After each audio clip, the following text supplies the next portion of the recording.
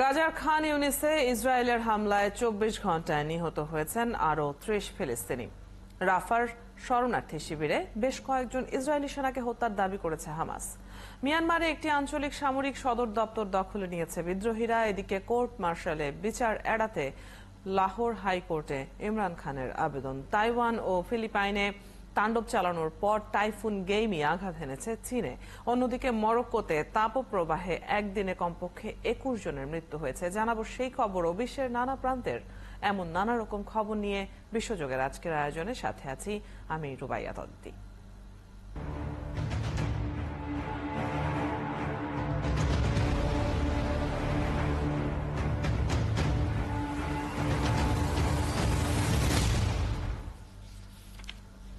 ফিলিস্তিনের অবরুদ্ধ গাজা ভূখণ্ডে ইসরায়েলি হামলায় আরও ৩০ ফিলিস্তিনি নিহত হয়েছেন। এতে করে উপত্যকাটিতে নিহতের মোট সংখ্যা পৌঁছে গেছে প্রায় ৩৯,২০০ জনে।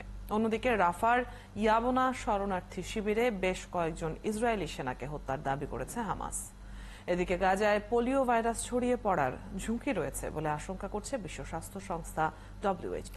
হোয়াইট হাউসে নেতানিয়াহুর সঙ্গে বৈঠকে গাজার মানবিক পরিস্থিতি নিয়ে ইসরায়েলের প্রধানমন্ত্রী বেনিয়ামিন নেতানিয়াহুকে চাপ প্রয়োগ করেছেন যুক্তরাষ্ট্রের ভাইস প্রেসিডেন্ট কামলা হ্যারিস।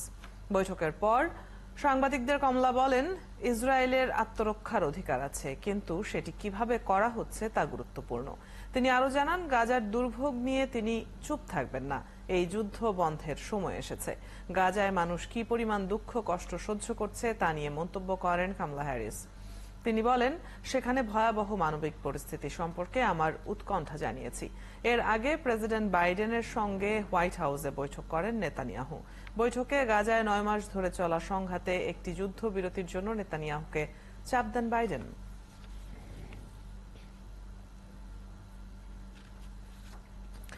ইসরায়েলের প্রধানমন্ত্রী বেনিয়ামিন নেতানিয়াহু ও প্রতিরক্ষা মন্ত্রী ইয়েভ গ্যালান্টের বিরুদ্ধে আন্তর্জাতিক অপরাধ আদালতের ICCর গ্রেপ্তারি পরোয়ানার আপত্তি তুলে নেবে যুক্তরাজ্যের নতুন সরকার।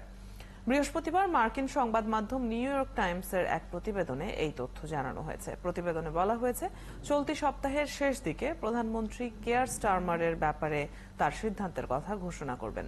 এদিকে লেবার সরকারের নতুন অ্যাটর্নি জেনারেল ইসরায়েলকে বয়কট করার স্থানীয় উদ্যোগের ওপর আগের সরকারের পরিকল্পিত নিষেধাজ্ঞার বিরোধিতা করেছেন।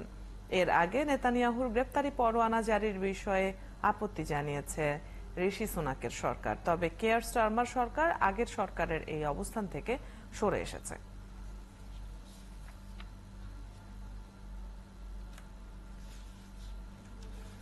চীন সীমান্তের কাছে মিয়ানমার জান্তার প্রধান একটি আঞ্চলিক সামরিক সদর দপ্তর দখলে নেয়ার দাবি করেছে বিদ্রোহী গোষ্ঠী Myanmar national Democratic alliance army MNDAA। তারা বলছে, উত্তরাঞ্চলীয় শান রাজ্যের ল্যাশিও নগরী দখলে নিয়েছে। ২৩ দিন ধরে সরকারি বাহিনীর সেনাদের সাথে লড়াইয়ের পর চীন সীমান্ত থেকে প্রায় ১২০ কিলোমিটার দূরের রাজ্যটিতে তারা এই সাফল্য পেয়েছে। MNDAA এর এক বিবৃতিতে বলেছে, সেনারা চূড়ান্ত জয় পেয়েছে। এখন অবশিষ্ট শত্রু সেনাদের সরানো হচ্ছে। নগরীটি এখন সম্পূর্ণ মুক্ত ঘোষণা করা হয়েছে। সেখানকার জনগণকে শান্ত থাকা এবং নগরীতে তাদের প্রশাসনকে মেনে চলার আহ্বানও জানিয়েছে বিদ্রোহী গোষ্ঠীটির মুখপাত্র। তবে এ বিষয়ে কোনো মন্তব্য করেনি মিয়ানমারের জান্তা সরকার।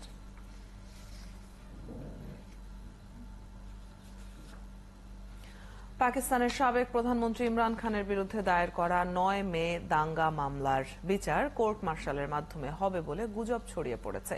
বৃহস্পতিবার সেনাবাহিনীর হাতে সম্ভাব্য আটক এড়াতে লাহোর হাইকোর্টে আবেদন করেছেন পাকিস্তান তেহরিকে ইনসাফ PTI দলের প্রতিষ্ঠাতা। আইনজীবী উজাইর কারামত ভান্ডারীর দায়ের করা আবেদনে অনুরোধ করা হয়েছে, ইমরান বিচার যাতে বেসামরিক আদালতের এখতিয়ারের অধীনে করা হয়। কিছুদিন আগে ইমরান খান নিজেও একই আশঙ্কার কথা জানিয়েছেন। এতে বলা হয়েছে, সেনাবাহিনী যদি ইমরানকে আটক করে তবে তা হবে বিচার ও যথাযথ প্রক্রিয়ার সঙ্গে সম্পূর্ণ প্রতারণা। এটি সুপ্রিম কোর্টের ৫ সদস্যের বেঞ্চ কর্তৃক ঘোষিত আইনের সম্পূর্ণ বিরোধীও হবে।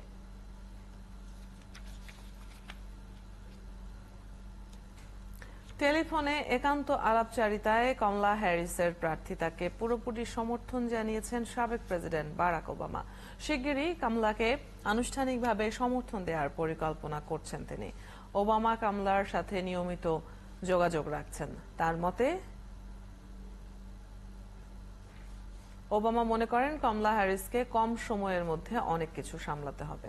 নির্বাচনের আগে তিনি 100 দিনের মতো প্রচারণা চালানোর সময় পাবেন। কমলার সাথে গত কয়েকদিনের আলাপচারিতার সময় ওবামা নির্বাচনী প্রচার সংক্রান্ত পরামর্শ সহ বিভিন্ন সহযোগিতা করবেন বলে আশ্বস্ত করেছেন। তবে ওবামা আনুষ্ঠানিক সমর্থনের পরিকল্পনা করলেও ঠিক কবে তিনি সমর্থন জানাবেন তা সুনির্দিষ্টভাবে উল্লেখ করেননি। তাইওয়ান ও ফিলিপাইনে তাণ্ডব চালানোর পর টাইফুন গেইমি আঘাত এনেছে চীনে। দেশটির দক্ষিণ পূর্বাঞ্চলীয় ফুজিয়ান প্রদেশে আছড়ে পড়ে ঝড়টি। কর্তৃপক্ষ জানিয়েছে বৃহস্পতিবার ফুজিয়ান প্রদেশে ঘন্টায় সর্বোচ্চ 118 কিলোমিটার গতিতে আছড়ে পড়ে টাইফুন গাইমি। এর প্রভাবে ভারী বৃষ্টিপাত দেখা দিয়েছে। ব্যাপকভাবে ক্ষতিগ্রস্ত হয়েছে রাস্তাঘাট ও ঘরবাড়ি। ঝড়ের কারণে সব ফ্লাইট বাতিল ও ট্রেন পরিষেবা স্থগিত করা হয়েছে। একই সঙ্গে ভূমিধস এবং বন্যার পূর্বাভাস জারির পর 2.5 লাখেরও বেশি বাসিন্দাকে নিরাপদে সরিয়ে নেওয়া হয়েছে। এদিকে টাইফুন গাইমির কবলে পড়ে তাইওয়ান ও ফিলিপিন্সে মৃতের সংখ্যা বেড়ে দাঁড়িয়েছে 25 জনে। ভারতের মুম্বাইয়ে ভারী বৃষ্টিপাতের কারণে রেড অ্যালার্ট জারি করা হয়েছে। এছাড়া বাসিন্দাদের ঘরে থাকার পরামর্শ দিয়েছে দেশটির পুলিশ। মুম্বাই পুলিশ সামাজিক মাধ্যম এক্সে এক বার্তায় জানিয়েছে শুক্রবার সকাল 8:30 পর্যন্ত মুম্বাইয়ের জন্য রেড অ্যালার্ট ঘোষণা করেছে। এছাড়া বাসিন্দাদের ঘরে থাকার অনুরোধ করা হয়েছে। প্রবল বৃষ্টিপাতের কারণে এরই মধ্যে 11টি ফ্লাইট বাতিল করা হয়েছে এবং মুম্বাইয়ের আশেপাশে 10টি বিমানবন্দরে ঘুরিয়ে দেওয়া হয়েছে।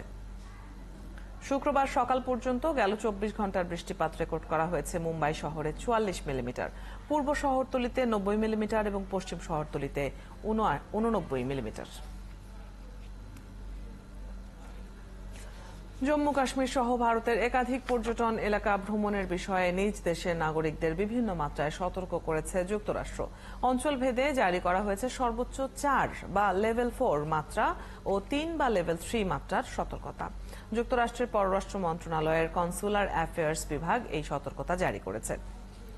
জম্মু কাশ্মীর ছাড়াও উত্তর পূর্ব ভারতের মণিপুর, ভারত পাকিস্তান সীমান্তের 10 কিলোমিটার পর্যন্ত অঞ্চল, মধ্য ও পূর্ব ভারতের মাওবাদী অধ্যুষিত অঞ্চলে 4 মাত্রার সতর্কতা জারি করা হয়েছে। তবে উত্তর পূর্ব ভারতের অন্য রাজ্যে সতর্কতা 4 থেকে কমিয়ে 3 মাত্রায় আনা হয়েছে।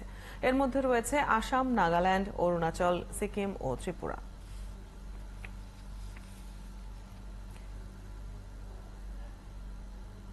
যুক্তরাষ্ট্রের আলাস্কা উপকূলের কাছে বেরিং সাগর ও উত্তর প্রশান্ত মহাসাগরে যৌথ সামরিক মহড়া চালিয়েছে রাশিয়া ও চীন। উত্তর প্রশান্ত মহাসাগরীয় এলাকায় বোমারু বিমান দিয়ে এই মহড়া চালায় রাশিয়া ও চীন। মস্কো ও বেইজিং এর পক্ষ থেকে জানানো হয়েছে তাদের এই মহড়া তৃতীয় কোনো দেশকে উদ্দেশ্য করে চালানো হয়নি।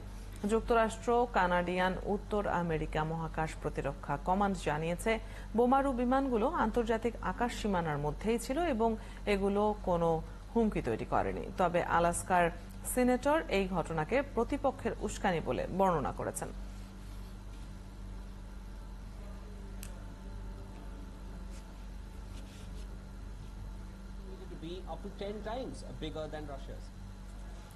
রাশিয়ার সাথে শান্তি আলোচনায় মধ্যস্থতা করতে চীনের সহায়তা চেয়েছে ইউক্রেন।